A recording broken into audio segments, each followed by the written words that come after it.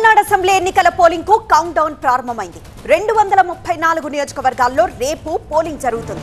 అయితే ఓటర్లను ఆకట్టుకోవడానికి ప్రలోభాల పర్వానికి తెరతీశాయి రాజకీయ పార్టీలు. మైలాపూర్ నియోజకవర్గంలో ఒక్కో ఓటరుకు 25,000 నగదును ఒక పార్టీ నేతలు పంపిణీ చేస్తున్నట్లు ఆరోపణలు వచ్చాయి.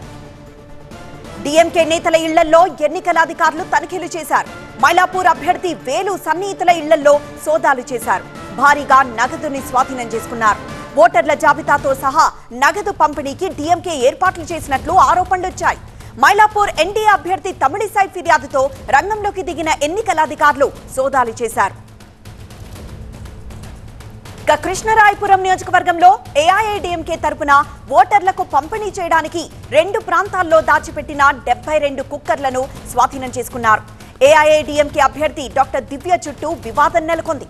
ఇప్పటికే కొద్ది రోజుల క్రితం మెట్టు తిరుక్కాం పులియూర్ ప్రాంతంలో ఓటర్లకు ఒక్కో ఓటుకు 1000 రూపాయలు చొప్పున పంపిణీ చేశారనే ఆరోపణతో ఇద్దరిని పోలీసులు అరెస్ట్ చేశారు.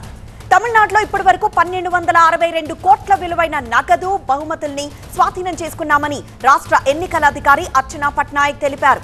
తమిళనాడు అసెంబ్లీ ఎన్నికల నిర్వహణలో 3.60 లక్షల మంది సిబ్బంది, భద్రత కోసం 83,000 మంది పోలీసులు పనిచేస్తున్నారని చెప్పారు. అదనంగా 300 కంపెనీల పారామిలిటరీ బలగాలను రాష్ట్రానికి తరలించామని వెల్లడించారు. మరింత సమాచారం మా ప్రతినిధి మురళి లైవ్ ద్వారా అందిస్తారు. మురళి, ఓటర్లను ప్రలోభ పెట్టేందుకు పలు పార్టీలు చాలా గట్టిగానే ప్రయత్నిస్తున్నట్లు తెలుస్తోంది.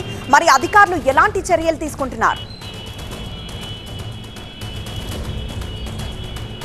నిన్న సాయంత్రానికే ప్రచార పర్వం ముగిసింది, ప్రలోభాల పర్వం మొదలైంది. సో ప్రధాన రాజకీయ పార్టీల అభ్యర్థులు ఓటర్లను ప్రసన్నం చేసుకునేందుకు ఓట్లకు నగదు పంపిణీ అనేది చేస్తున్నటువంటి విషయాలు చాలా చోట్ల బయటపడుతున్నాయి. సో చెన్నై సిటీలో ఉన్నటువంటి మైలాపూర్లో ఇక్కడ కీ కాన్స్టిట్యున్సీ ఇది. ఇక్కడ మాజీ గవర్నర్ తమిళిసై ఇక్కడ బీజేపీ ఎన్డీఏ అభ్యర్థిగా పోటీ చేస్తున్నారు. ఇక్కడ డీఎంకే నుంచి వేలు బరిలో ఉన్నారు. అయితే ఈరోజు నియోజకవర్గ ప్రాంతంలో ఓటుకు 25,000 పంచుతున్నారన్నటువంటి ఫిర్యాదు రావడంతో తమిళిసై ఫిర్యాదు చేశారు. దీంతో అధికారులు రంగంలోకి దిగారు. సో అక్కడ నగదును పట్టుకున్నారు. అలాగే ఓటర్ స్లిప్పులు కూడా స్వాధీనం చేసుకున్నారు.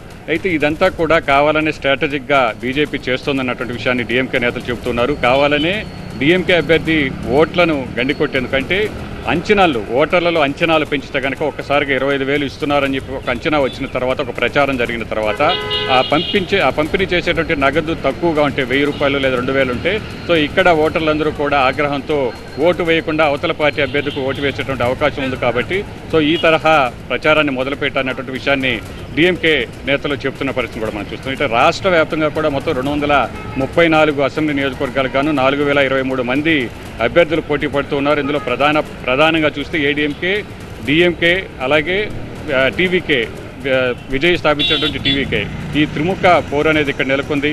సో మొత్తం రాష్ట్ర వ్యాప్తంగా కూడా చాలా చోట్ల డీఎంకే ఇటు ఏడీఎంకే ఈ 2 పార్టీల ఓట్లపై కూడా టీవీకే గండి కొట్టేటువంటి అవకాశం ఉందని ఆందోళనలో 2 ప్రధాన పార్టీలు కూడా ఉన్న పరిస్థితిని మనం చూస్తున్నాం.